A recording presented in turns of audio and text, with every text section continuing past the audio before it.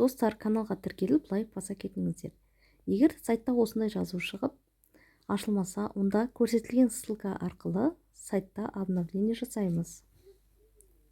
Скачать етеміз. Загрузка жүріп жатыр.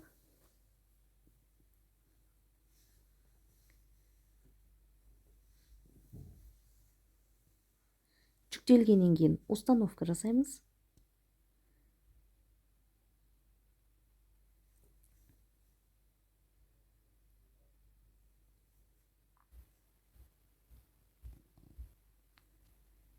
Сайт бірден Play Market арқылы ашылып, бұрынғыша жұмыс істейтін болады. Ешқандай деректеріңіз, телефон, адрес жоғалып кетпейді. Сайтта обновление жасаудың екінші әдісі көрсетілген ссылка арқылы Қытайдың Play Marketіне кіреміз. Сол жерден сайтты қайтадан жүктеп аламыз.